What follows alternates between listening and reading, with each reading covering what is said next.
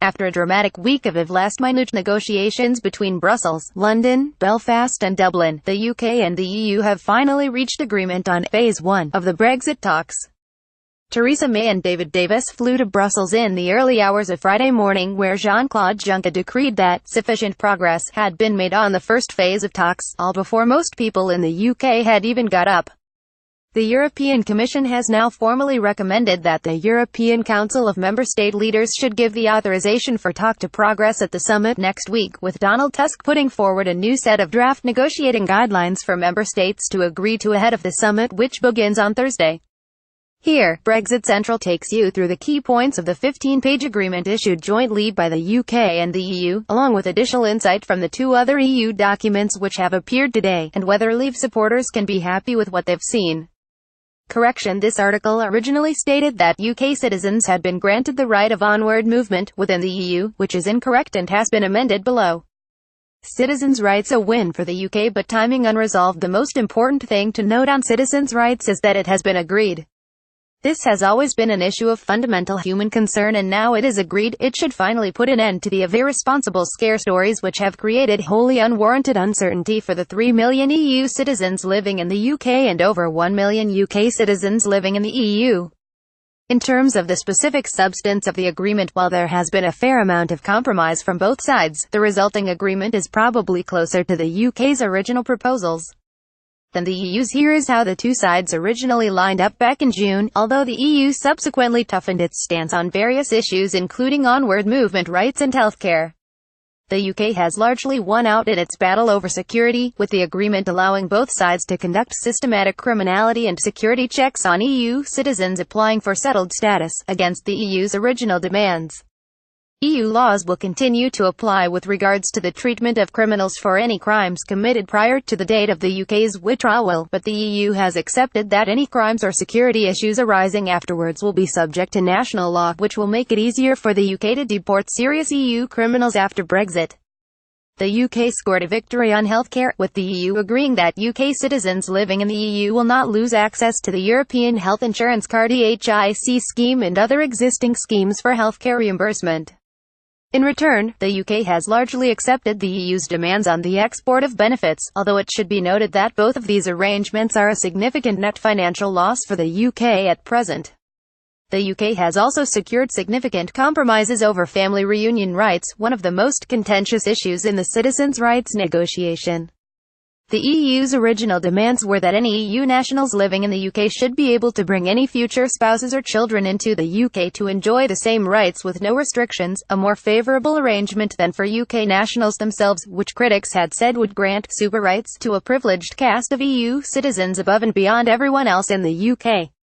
The EU has now agreed that this will only apply to people who are already family members of a settled EU citizen on the UK's date of withdrawal, and will only apply to children born after the date of withdrawal if both of their parents are either settled EU citizens or UK nationals, or if a single parent also satisfies that criteria. In other cases, standard UK law or the relevant domestic EU 27 law will apply. However, in the Commission's commentary on the agreement, they state, in the Commission's view, the reunification right referred to in the previous paragraph shall also cover future partners or spouses of Union citizens and United Kingdom nationals, who are not yet partners or spouses at the specified date, as defined above. This important matter should be dealt with in the second phase of the negotiations, and will inevitably be linked to the level of ambition of the future partnership between the EU and the United Kingdom. While this makes clear that the Commission hopes to revisit the issue during the trade talks, it is nonetheless a significant concession that the EU is prepared to accept a solution much closer to the UK's position as sufficient for progress at this stage. There has also been agreement on a number of other issues of mutual benefit, such as smooth inlined administrative procedures for applying for settled status with appropriate grace periods built in, and the mutual recognition of professional qualifications, including those started but still ongoing at the time of the UK's withdrawal. EU citizens have been granted right of return. They will be able to leave the UK and return several years later without losing their settled status, although the final agreement on a cut-off date of 5 years is significantly closer to the UK's original proposal of 2 years than the EU's proposal of right of return for life. However, the EU has not granted the onward movement rights for UK citizens already living in the EU, the ability for UK citizens to move to another EU 27 country and continue enjoying the same rights under the withdrawal agreement, which the UK was seeking in exchange. The EU has previously held that onward movement rights fall under the category of future relationship, so it is possible that this may be secured in a later phase of the negotiations. The major issue left unresolved over citizens' rights is what day is treated as the UK's day of departure, referred to simply as the specified date throughout the document. In the Commission's commentary, they state, the specified date should, in the Commission's view, be defined not as the date of the United Kingdom's withdrawal, but as that of the end of the transitional period. This demand will be anathema to many leavers, but the UK's negotiators will have their work cut out if they are to succeed in persuading the EU to compromise on this key decision, given the pattern of the negotiations so far. European Court of Justice, an uncomfortable compromise but red line largely intact. The role of the European Court of Justice in enforcing citizens' rights has been a key flashpoint in the negotiations ever since it appeared in the EU's negotiating guidelines in April, despite having been set out as a key UK red line for months before that. The EU's demand for indefinite ECJ jurisdiction over EU citizens in the UK was clearly unacceptable, as it could have lasted for well over a century, given that the scope of the agreement will also include the children of EU citizens, and would have been completely unprecedented in post-colonial legal history. Instead, the two sides have reached a compromise, set out in paragraph 38 of the joint document. There are two key components, one permanent. This part of the agreement establishes rights for citizens following on from those established in Union law during the UK's membership of the European Union. The CJEU is the ultimate arbiter of the interpretation of Union law. In the context of the application or interpretation of those rights, UK courts shall therefore have due regard to relevant decisions of the CJEU after the specified date, and when temporary, the agreement should also establish a mechanism enabling UK courts or tribunals to decide, having had due regard to whether relevant case law exists, to ask the CJEU questions of interpretation of those rights where they consider that a CJEU ruling on the question is necessary for the UK court or tribunal to be able to give judgment in a case before it. This mechanism should be available for UK courts or tribunals for litigation brought within 8 years from the date of application of the Citizens' Rights Part, emphasis added NB. CJEU refers to the Court of Justice of the European Union, of which the European Court of Justice is the senior constituent court. The temporary component is suboptimal but tolerable. It essentially means that the ECJ will maintain direct but narrow jurisdiction over citizens' rights as set out in the withdrawal agreement for a period of 8 years after the UK's departure. In a sense, it is similar to a statute of limitations which sets a legal deadline after which no new cases can be brought, although the withdrawal agreement will of course continue to be directly enforceable in UK domestic law. Going forward, UK courts will have to pay due regard to ECJ decisions on a permanent basis, which will end the direct jurisdiction of the court, but is not a formulation that leavers will be particularly thrilled by, even if it is just within the bounds of the red line on the issue. In addition to these legal measures, paragraph 40 mandates the creation of a super quango in the UK to monitor the implementation of citizens' rights. The implementation and application of the Citizens' Rights Part will be monitored in the Union by the Commission acting in conformity with the Union treaties. In the UK, this role will be fulfilled by an independent national authority. Its scope and functions, including its role in acting on citizens' complaints, will be discussed between the parties in the next phase of the negotiations and reflected in the withdrawal agreement. The scope and functions which the Commission has in mind for this super quango are made clear in the accompanying commentary. To ensure reciprocity and mirror the role of the Commission considers that the independent national authority should have the power not just to receive complaints by EU citizens resident in the United Kingdom who consider that their rights under the withdrawal agreement have been infringed, but also initiate appropriate legal actions before United Kingdom courts on their behalf. Irish border an improved outcome, but traps for the UK remained. The EU's decision to include the Irish border in the first phase of the negotiations was contentious from the start, given that the EU was also refusing to discuss the single most difficult issue with the Irish border, how trade moves across it, in the first phase of the negotiations. So it proved to be, with the sudden escalation of demands from Dublin last month catching both UK and EU negotiators largely by surprise. Subsequent concerns from the Democratic Unionist Party that the original draft could result in Northern Ireland being pulled away from the United Kingdom economically and politically then dramatically thwarted the two sides' attempts to sign off on an agreement on Monday this week. Leader Arlene Foster reportedly demanded 6 substantive changes to the original wording before she was prepared to give the agreement her support in the early hours of Friday morning. Significantly, the agreement on the Irish border contains a direct acknowledgement that the UK is leaving the European Union's internal market and customs union. This should put the final nail in the coffin of the spurious claims from Remainer MPs who have been arguing throughout this week that the only way to reach a solution on the Irish border is to remain in the EU's single market and customs union. Clearly this is not necessary when the exact opposite is in the official agreed text. While the text as agreed certainly makes Northern Ireland's position in the UK more secure, it does have troubling implications for the UK's negotiating position with the EU as a whole. Paragraph 49 is the area of greatest concern. The United Kingdom remains committed to protecting North-South cooperation and to its guarantee of avoiding a hard border. Any future arrangements must be compatible with these overarching requirements. The United Kingdom's intention is to achieve these objectives through the overall EU-UK relationship. Should this not be possible, the United Kingdom will propose specific solutions to address the unique circumstances of the island of Ireland. In the absence of agreed solutions, the United Kingdom will maintain alignment with those rules of the internal market and the customs union which, now or in the future, support North-South cooperation, the all-island economy and the protection of the 1998 agreement. The problem for the UK is that this is likely to be very much the thin end of the wedge. The UK's view is that this will only apply to a limited number of sectors, but it is clear that Dublin and Brussels already see this as a far more wide-ranging principle than it is being interpreted in London. The fact that it is only intended to be a contingency plan if all other solutions fail does not help the UK at all.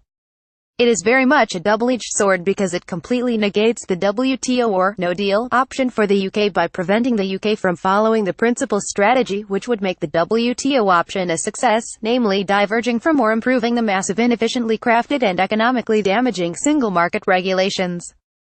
What little the EU has said about the future trading relationship so far has centered around its obsession with continuing to control the UK after Brexit as part of any trade deal.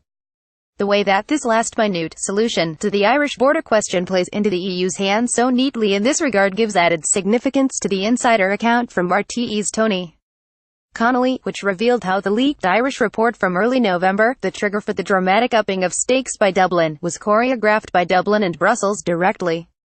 Either way, it leaves the UK in a significantly more precarious position as it tries to avoid being forced into a highly restrictive trading arrangement by the EU in the next phase of talks. Such a deal would nullify the key benefits of Brexit, keeping the UK in the single market in all but name and severely curtailing the UK's ability to conduct deep and far-reaching trade agreements with new partners around the world. Financial settlement. The best of a bad job. This area was never going to be a triumph for the UK. The EU's rigid sequencing of talks has enabled it to essentially blackmail the UK into surrendering its greatest asset in the negotiations while giving nothing meaningful in return. But with the EU refusing to even talk about talks before the UK triggered Article 50 back in March, it is hard to see how this particular issue could have played out in a significantly different way. However, it is worth considering a number of mitigating factors which sugar the pill slightly for the UK. The final bill, according to a senior UK source, is between £39 billion, a huge amount of money by any standard, but nonetheless vastly smaller than the numbers typically briefed out by the EU, which ranged anywhere from £60 billion to a colossal £100 billion, and indeed substantially smaller than the vast majority of UK pundits predicted. For what it's worth, I said that €40 billion, £35 billion is looking like the area where a mutually acceptable deal could ultimately be done, back in August. In the context of existing UK contributions to the EU budget, this is the net amount the UK would have contributed anyway by 2022, and would be continuing to contribute every 3 years had we voted to stay in. By 2030, the Remain bill would have been over £130 billion. Moreover, the UK is not paying this money entirely for nothing. A substantial part of the financial settlement is to cover the UK's pre-existing commitments to the EU's 7-year budget period from 2014 to 2020, the Multi-Annual Financial Framework (MFF). However, the agreement confirms that the UK will continue to receive pre-A-grade funding back from the MFF for the same period it continues to contribute towards it until the end of 2020. Once this is taken into account, the leftover Brexit bill payment is barely more than the net cost of a single year of Britain's EU membership. Conclusions: no one was ever going to be happy with everything in the deal, whether a leaver or a remainer, on the UK side or on the EU's. That is the unavoidable nature of negotiations and compromise.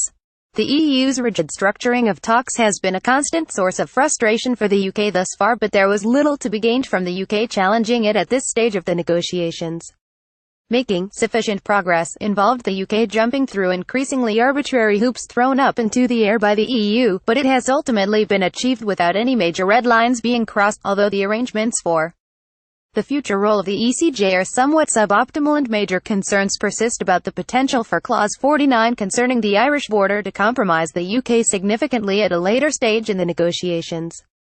While this deal makes an overall no-deal outcome less likely, it also makes a no-Brexit outcome far less likely, and puts to bed many of the claims from Remainers that a deal was impossible to do without the UK remaining in the single market or customs union, or even at all. The next crucial step in the process is for Theresa May to sit the cabinet down and secure agreement on a Brexit approach which looks to maximise the opportunities of Brexit. The deal struck may not be perfect, but it still leaves the UK with the power to take its destiny into its own hands, if it has the determination to do so.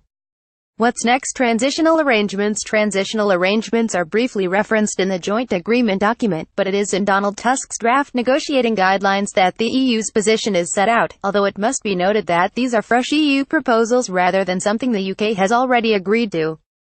The first point to note is that the EU is committing to at least a three-phase structure of the negotiations, with the second phase related to transition and the framework for the future relationship. Substantive trade talks will still not begin now until the third phase, for which the EU will issue a new set of guidelines at a future European Council summit. In any case, the relevant EU guidelines are unlikely to be ready to receive formal approval from member states at this moment in time, while Theresa May has yet to hold the Crunch cabinet meeting in the UK to decide what direction the UK will pursue in the trade negotiations, a model tightly bound to the EU EEA- or one that allows Britain to strike off on its own Canada Plus, although she is firmly under pressure to do so within the next week now that the Phase 1 agreement has been struck. The EU is also demanding the resolution and legal codification of outstanding issues from Phase 1 over the next few months before the talks will move on to trade talks, with the guidelines stating that negotiations in the second phase can only progress as long as all commitments undertaken during the first phase are respected and translated Fathian legal terms as quickly as possible. In terms of transitional arrangements themselves, the EU's position is that a transition will simply be the perpetuation of the status quo, except that the UK will no longer participate in or nominate or elect members of the EU institutions. This includes remaining in the single market, customs union, and subject to the authority of all existing union regulatory, budgetary, supervisory, judiciary and enforcement instruments and structures, including the ECJ, for the duration of the transitional period, as well as incorporating any new EU laws enacted during this time. As mentioned above, the Commission's preferred time for the specified date upon which the withdrawal agreement becomes active is the end of the transition period.